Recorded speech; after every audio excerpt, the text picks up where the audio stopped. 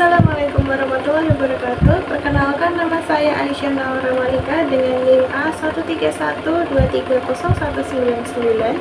Di sini saya akan menjawab pertanyaan soal UTS mata kuliah Hukum Lingkungan yang diampu oleh Bu Yudi. Langsung saja kita mulai dari nomor pertama. Permasalahan lingkungan hidup yang terjadi di Indonesia disebabkan oleh berbagai faktor seperti pengaruh teknologi, pertumbuhan penduduk, motif ekonomi maupun proses kebijakan publik. Uraikan contoh konkret permasalahan lingkungan hidup yang disebabkan oleh faktor teknologi dan motif ekonomi di Indonesia, serta jelaskan menurut pendapat saudara bagaimana upaya konkret untuk menyelesaikan permasalahan tersebut. Jawaban saya yaitu faktor teknologi. Penggunaan teknologi tidak ramah lingkungan, seperti pembakaran bahan bakar fosil. Contohnya seperti batu bara, minyak, dan gas. Dalam industri dan transportasi menyebabkan polusi udara dan emisi gas rumah kaca yang tinggi.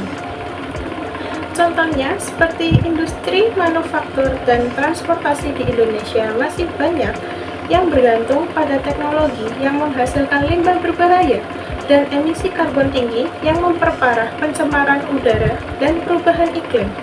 Selanjutnya, dari faktor motif ekonomi, eksploitasi sumber daya alam secara berlebihan untuk keuntungan ekonomi, seperti penambangan hutan liar untuk pertanian dan perkebunan, menyebabkan deforestasi, hilangnya habitat, dan degradasi lahan.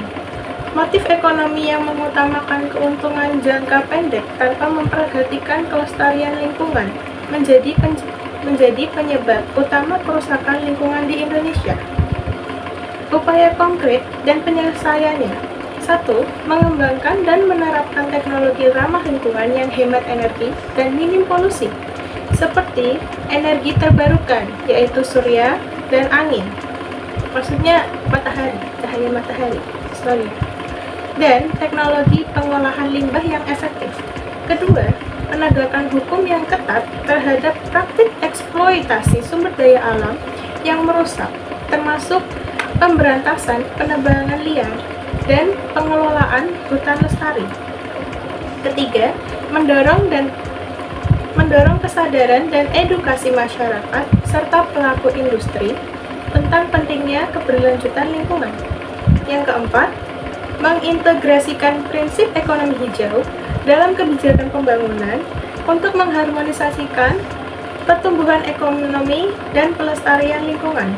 Selanjutnya, ke soal nomor 2, jelaskan sejarah perkembangan konsep Sustainable Development sehingga diterapkan sebagai program pembangunan dan kebijakan lingkungan hidup di Indonesia. Jelaskan menggunakan redaksional mahasiswa sendiri. Jawaban saya, konsep pembangunan dan berkelanjutan Sustainable Development berkembang sejak munculnya kesadaran global akan batas kemampuan bumi dalam menopang aktivitas manusia.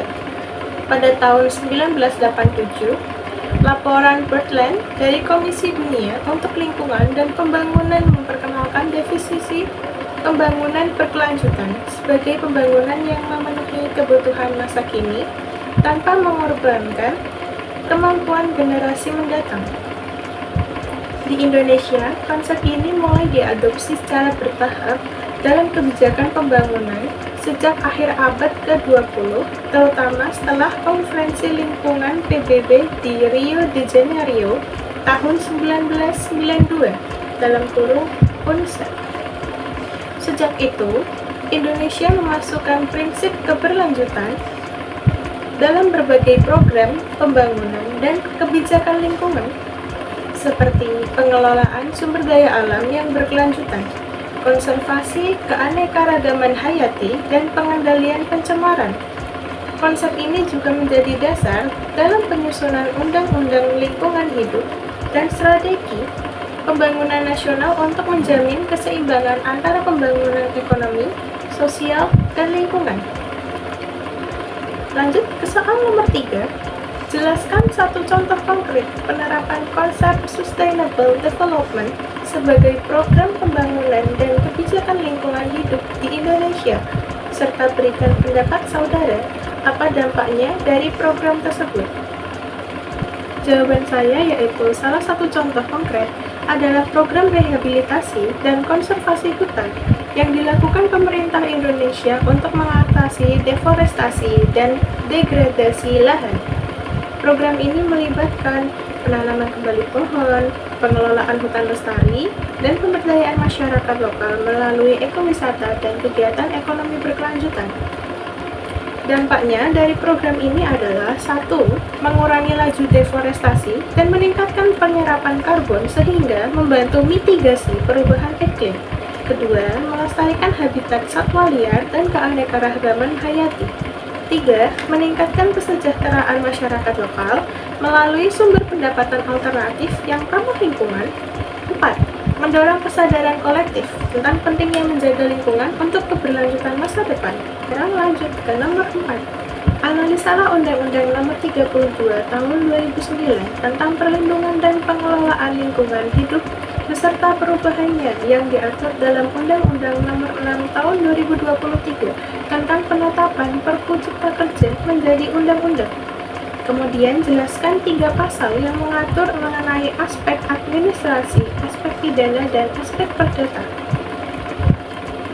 Jawaban saya yaitu Undang-Undang Nomor 32 Tahun 2009 tentang perlindungan dan pengelolaan lingkungan hidup adalah kerangka hukum utama pengelolaan lingkungan di Indonesia.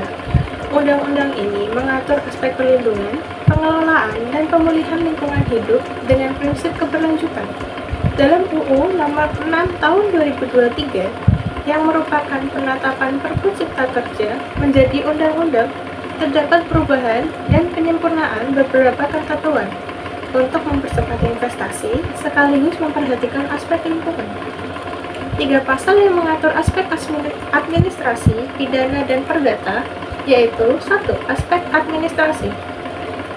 Pasal yang mengatur tentang izin lingkungan, kewajiban AMDAL, analisis mengenai dampak lingkungan, dan mekanisme pengawasan administratif oleh pemerintah untuk memastikan kegiatan usaha tidak merusak lingkungan. Yang kedua, ada aspek pidana. Pasal ini mengatur sanksi pidana bagi pelanggaran lingkungan, seperti pencemaran, perusakan hutan, dan pelanggaran ketentuan AMDAL, termasuk denda dan hukuman penjara bagi pelaku yang merusak lingkungan secara sengaja atau karena kelalaian. Yang ketiga, pasal ini mengatur tentang ganti rugi dan pemulihan lingkungan yang harus dilakukan oleh pelaku kerusakan lingkungan, termasuk kewajiban membayar kompensasi terhadap pihak yang dirugikan dan melakukan rehabilitasi lingkungan.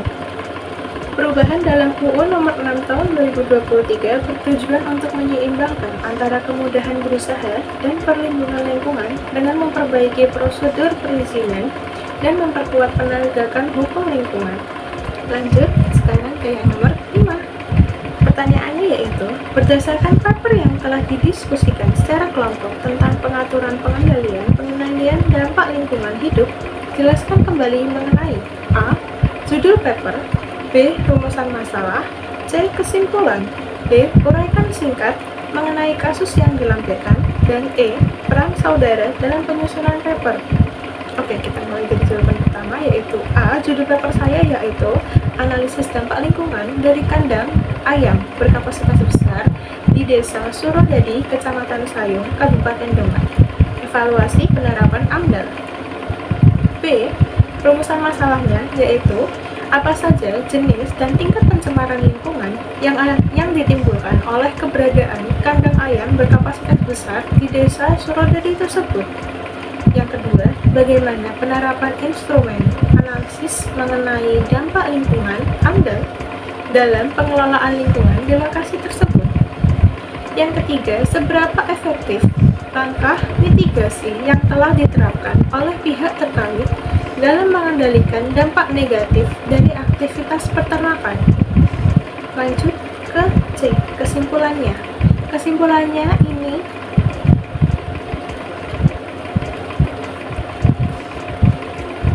lanjut yang ke C, kesimpulannya.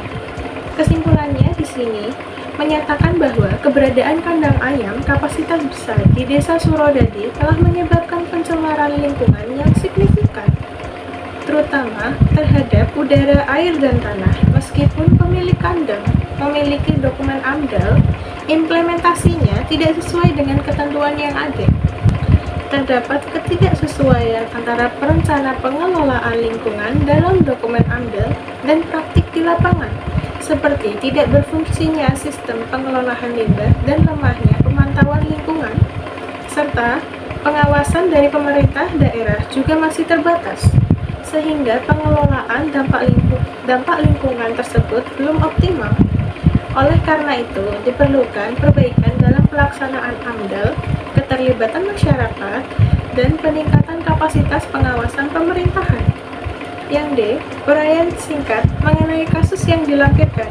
Kasus yang dilampirkan dalam penelitian ini berfokus pada dampak lingkungan yang ditimbulkan oleh kandang ayam berkapasitas besar di Desa Suradadi. Aktivitas ini intensif dan diduga menyebabkan pencemaran udara, air, dan tanah yang berdampak langsung pada kesehatan masyarakat dan kualitas lingkungan. Penelitian ini menggunakan instrumen AMDAL untuk mengevaluasi dampak-dampak tersebut, menemukan bahwa meskipun dokumen AMDAL itu ada, pelaksanaannya tidaklah optimal dengan minimnya pengawasan dan partisipasi masyarakat dalam proses AMDAL. Yang terakhir yaitu peran saya dalam penyusunan paper. Sebagai anggota kelompok, peran saya yaitu mencari informasi melalui jurnal-jurnal dan ikut mengetik tugas paper ini. Dan saya bertanggung jawab untuk mengumpulkan data yang relevan mengenai dampak lingkungan ini, serta membantu menyusun dokumen akhir berdasarkan hasil diskusi kelompok. Kita lanjut ke soalan yang terakhir, soal ke-6. Deskripsikan secara jelas contoh konkret mengenai bentuk perwujudan dari asas perlindungan dan pengelolaan lingkungan hidup berupa asas kearifan lokal, asas partisipatif, dan asas otonomi daerah. Asas kearifan lokal menekankan pentingnya menghormati dan memanfaatkan nilai-nilai budaya dan tradisi lokal dalam pengelolaan lingkungan hidup.